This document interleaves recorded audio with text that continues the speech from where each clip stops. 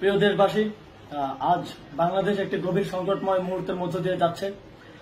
এখন পর্যন্ত আমাদের প্রাপ্ত খবর অনুযায়ী আওয়ামী লীগ, ছাত্রলীগ, যুবলীগের সন্ত্রাসীরা গুলি করে কুপিয়ে প্রায় 30-এর অধিক শিক্ষার ছাত্র জনতাকে হত্যা করেছে এবং দিন শেষ হতে হতে এই সংখ্যাটা কোথায় গিয়ে দাঁড়ায় আমরা জানি না।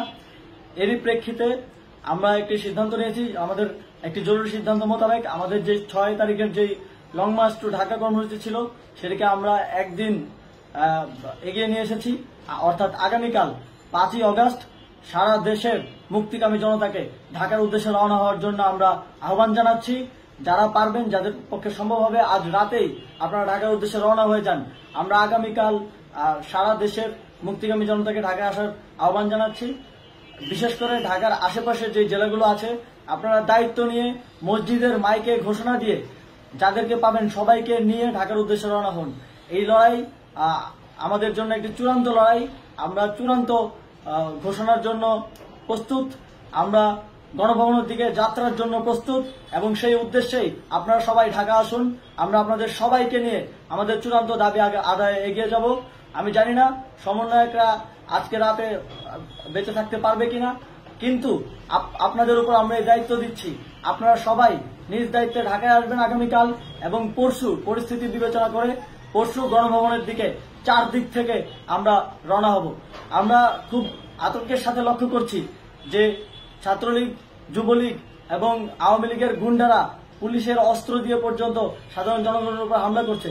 কিন্তু একটি সুখের খবর হচ্ছে, সারা দেশের বিভিন্ন স্থানে সেনাবাহিনী ছাত্র জনতার পক্ষে দাঁড়িয়েছে। আবার কিছু কিছু জায়গায় যেমন মিরপুর ও মোহাম্মদপুরে সেনাবাহিনী ছাত্র জনতার বিপক্ষে দাঁড়িয়ে গুলি চালাচ্ছে। আমরা সেনাবাহিনীর প্রতি আহ্বান জানাতে চাই, আপনারা এদেশের নাগরিক এবং আপনারা এদেশের নিরাপত্তার দায়িত্বে আছেন, এদেশের জনগণের যানবাহনের নিরাপত্তার দায়িত্বে আছেন। আপনারা দেশের পক্ষে এবং দেশের জনগণের জন্য কাজ করবেন। কোনো খুনি সরকারের জন্য, কোনো খুনি রাজনৈতিক দলের জন্য কাজ করবেন না। এটি এদেশের জনগণ আপনাদের থেকে প্রত্যাশা করে। আমাদের এই আন্দোলনে সম্পূর্ণ সমর্থন দিয়ে হয় নিরপেক্ষ থাকুন, অথবা এই খুনি বাহিনীকে, সরকারের খুনি বাহিনীকে প্রতিহত করুন, তাদেরকে যথাযথ শাস্তির আওতায় নিয়ে আসুন। যেই কারফিউ সরকারের পক্ষ থেকে ঘোষণা করা হয়েছে, আমরা স্পষ্টভাবে বলতে চাই, সেনাবাহিনী এই ধরনের কোনো কারফিউ বাস্তবায়নের জন্য মাঠে না নামে। যদি মাঠে নামে তাহলে সেনাবাহিনী স্পষ্টভাবে অফিসিয়ালি জনতার বিরুদ্ধে দাঁড়াবে। আমরা চাই না সরকারের এই ষড়যন্ত্রে সেনাবাহিনী পা দিক। সেনাবাহিনীকে জনতার বিরুদ্ধে দাঁড়ানোর যে ষড়যন্ত্র সরকার রচনা করছে সেটিতে সেনাবাহিনী পা দিবে না, এই বিশ্বাস আমরা রাখতে চাই। আওয়ামী লীগ আজ সারা দেশে তাদের খুনি বাহিনীকে নামিয়ে দিয়েও ছাত্র জনতার প্রতিরোধের মুখে টিকতে পারেনি। রাজপথের পরাজিত শক্তি হিসেবে তারা সেনাবাহিনী সহ অন্যান্য বাহিনীকে আমাদের বিরুদ্ধে কাজে লাগানোর চেষ্টা করছে।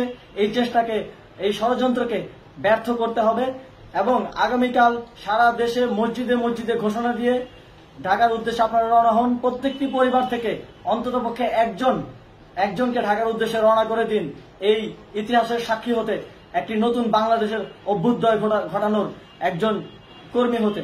ধন্যবাদ সকলকে।